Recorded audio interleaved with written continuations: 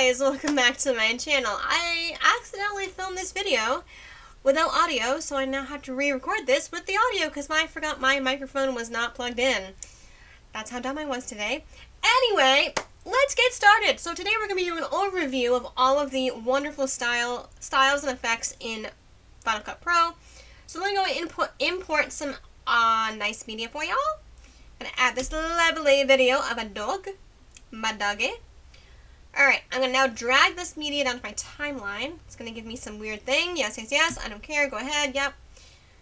Again, this is filmed on an iPhone, so it's vertical. I'm so sorry it's on an iPhone, but it's the media that I have, okay?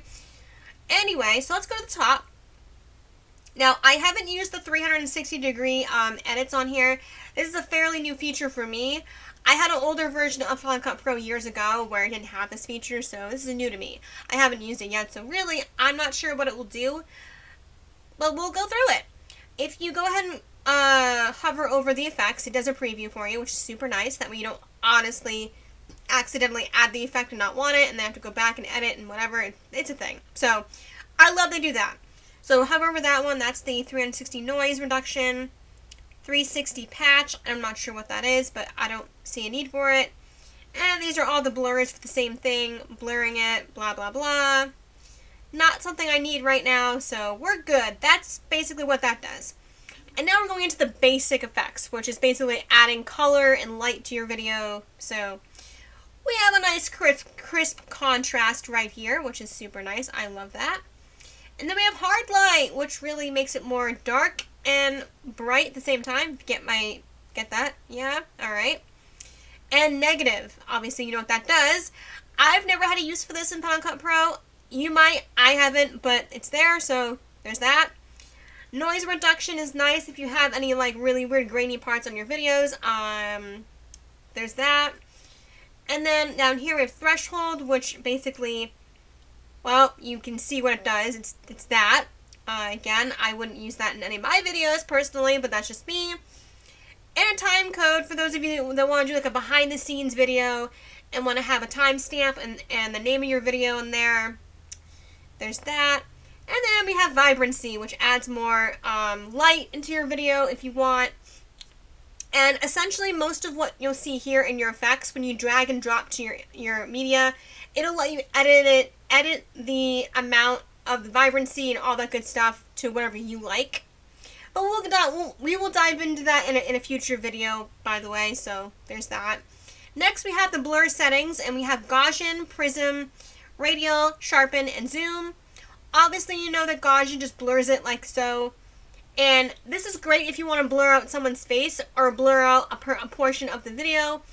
I'll show you guys that as well in a future video too, how to blur out someone's face or blur out a portion of the video. And then we have Prism, which adds like rainbow-ish effect to the video, kind of like a 3D glasses effect, if you will.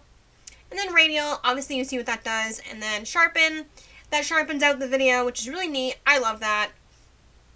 And a focal zoom, you obviously see that. And now we're going down to Colorize, and these add color to your video. I haven't used Broadcast Safe for a while, so I kind of forget what that does, but you can always edit that again when you add it to your clip. You can go and edit it at the top of this right here. It'll give you a little thing to edit with that. And then color curves, that's one you have to edit yourself. So if you know what colors you want, you can go ahead and edit it that way. And then the color wheel is the same deal. Drag and drop onto your media, and then you can edit it up above here with what you like. Colorize, kind of the same deal, except it does a standard red color. But you can certainly add your own color if you want. It gives you that option above here when you want to go to edit. And then custom LUT is the same. Most of these are all edit yourself and give your own whatevers. HDR tools does that. And then Hue Saturation, that's one you have to edit yourself as well. It gives you options on what to do for that, and we'll dive into some of those in the later videos. And Hue and Saturation curves, much the same, similarity. Then you have a good sepia or sepia, however the hell you say that, okay? I don't know, alright? I'm sorry. There's that. And then we have tint, which I love. It's like a blue hue. Super great. Love it. And then we go down to our color presets, which these are really neat. We have the cool colors, which is brightening up the place. And then we have the dew, man. That's really bright, by the way. And then we have dim, which kind of darkens it and gives it more of a robust tone. And then a dried out look. It's very bright, but like very old grainy kind of thing. Then we have the dust look, which is very bright. I don't see that being used right now. Then we have the fall sun, which is almost not even usable, really. At least in this video, anyway.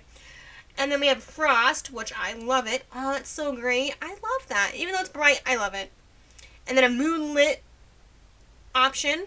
Super cool. Love it. And then we have the nighttime. Ooh, fancy. Then you have a sewer. That's such a weird name. Why? That's just not right. Anyway, moving on. We have spring sun, which is really... Ooh, I love that, though. So great. And then we have summer sun. Oh, I love that, too. And then we have warm tone, which... It looks similar to what we already have, so I'm not really sure what the difference is. And then winter sun. Kind of bright, but really nice. And that's that. Next is comic book looks. Now, I've never used these because I'm not really an animator or a comic book writer, so I really wouldn't use these per se, but I'll just show you what they look like anyway. So there's that, number one, comic basic. Comic cool. Look at that. Oh yeah. And then you have the black and white ink one. And the mono, black and white. And sepia comic, and then of course the vintage comic look over there, and there's that. Moving along, we have distortion, which basically does weird stuff. You can have background squares if you want those. I don't know why, but there's those. And then we have crop and feather, which that's a whole different video in itself. I'll get into that later on in the series of Final Cut Pro. And then we have a droplet, which is like adding a water droplet, I guess. And then we have earthquake, which you guys can't really see because I already have a shaking in the video, sort of, so that's another video in itself as well. And then we have a fisheye. Ooh, cool. And then you can flip your video, which basically reverses the video, if you get my drift, so that's kind of cool. And then we have a fun house look. You know, those fun houses at the carnivals, it's that look. Glossy block. I don't know when I'd ever use that myself, but if you guys want to use it, by all means, looks kind of cool. A heat look, which is neat. Then an insect eye, which is like, it's like looking out of a freaking fly's eye, right? Am I right? Yeah. Mirror image. I don't know why you would need that, but hey, it's there. Looks kind of neat. It's like it's called scrape, which I'm not sure what you would need that for, but hey, there you go. Have fun. Tinted squares. That's kind of cool, but I'm not sure what I would use that for, so I don't know. But it's really neat, actually. Trails. Ooh, what is that? Oh, that's neat. I like that. That's cool. That's called trails. And then down below we have underwater. Ooh, looking like underwater themed. If we add like a blue hue to that, that would look really cool. And a water pane. I like that, kind of. And then down below we have wave, which is like water waves. Woo! Alright, next is called keying. Now this, I can't really show you how it works because this is for green screening mostly. So if you're keying out something, well, I can kind of show you in preview, but it's going to not really showcase really well. So essentially what's going to happen though is it will key out the color in the video to be like more... See how it's kind of cutting out the blue into black? Did you see that? Maybe not. I don't know. Well, anyway. So the pool thing is black because... See how it's blue there? It's blacked out, the pool right here. It's because it's trying to key out blue and green. So a blue hue and a green hue are basically keyed out in all the videos. So if you guys are green screening, which I will show you guys some green screen videos in future videos in this channel, I will show you how to use the keying effect and how to green screen. Alright, moving along, we have lights. So we have artifacts, which is really neat. Adds little bubbly lights in the corner. And you can have aura, which is really neat. Like, ooh, I'm dreaming. And then we have the bloom. Ooh, I don't really see what that does, but hey, pretty neat. And then the random bokeh.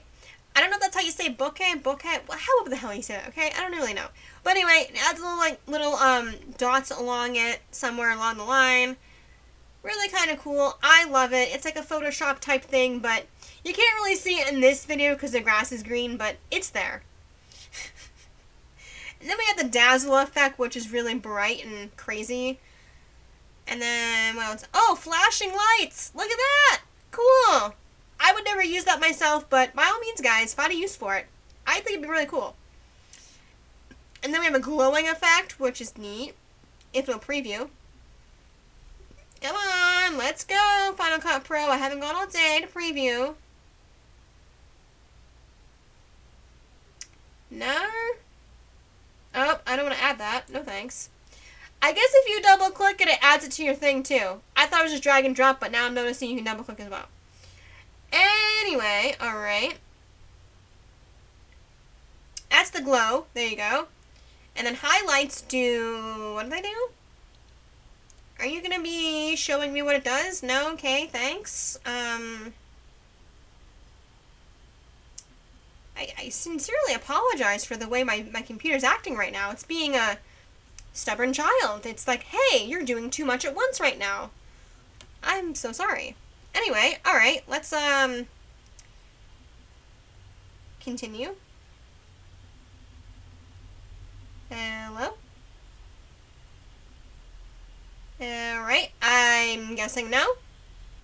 Okay, well, for whatever reason, guys, I can't seem to get highlights to show up on here. It's just not working for some reason.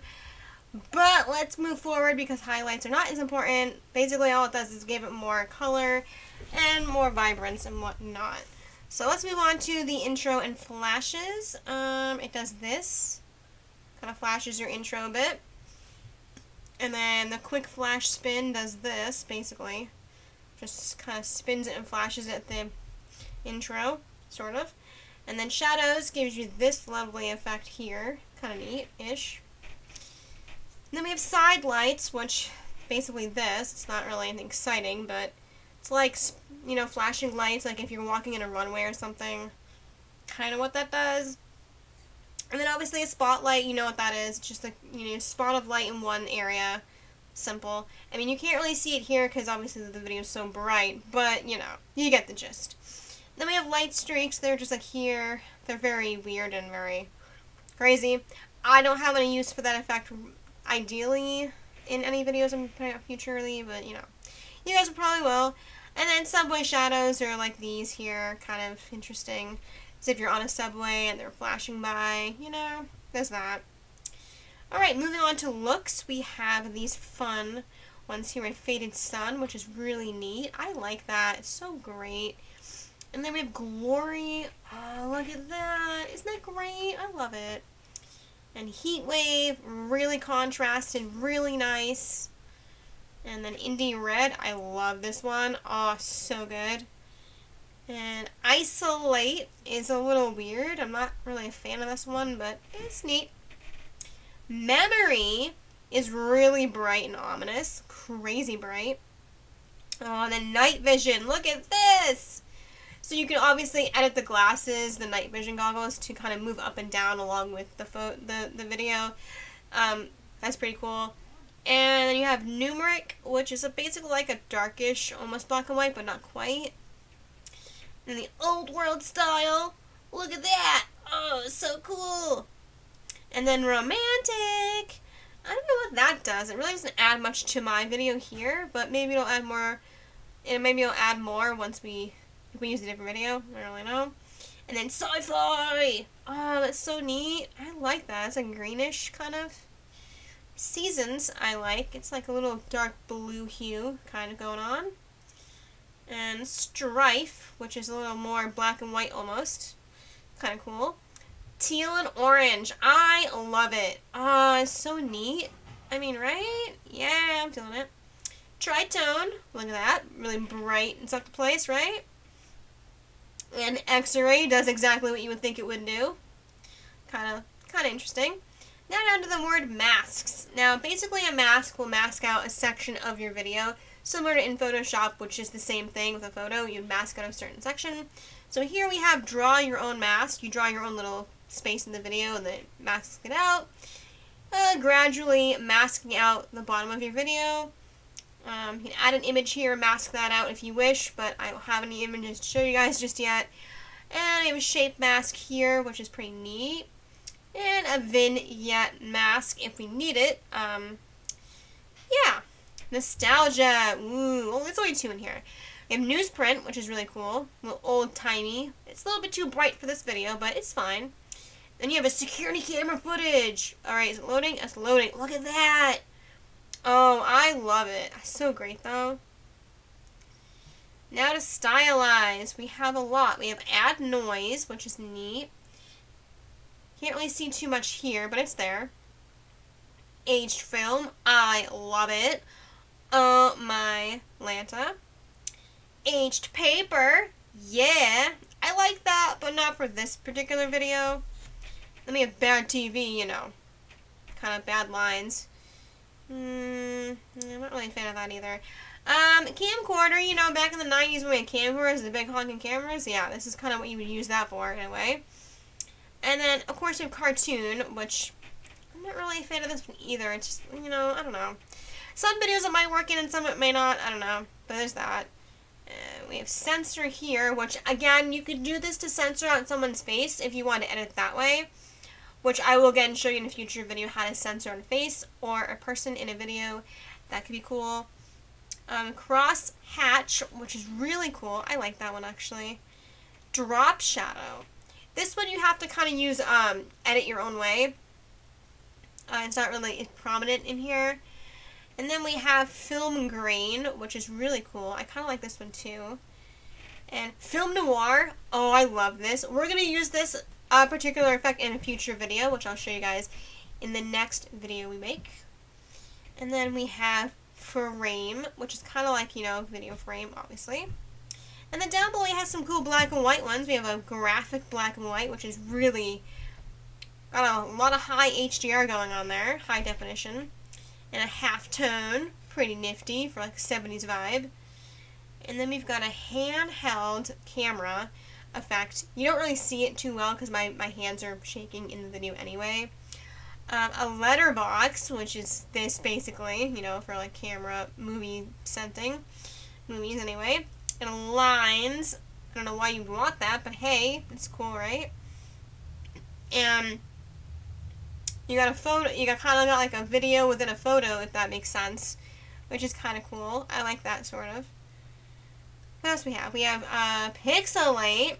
I wouldn't want to have a pixelated video, but hey, all right, cool. Projector screen.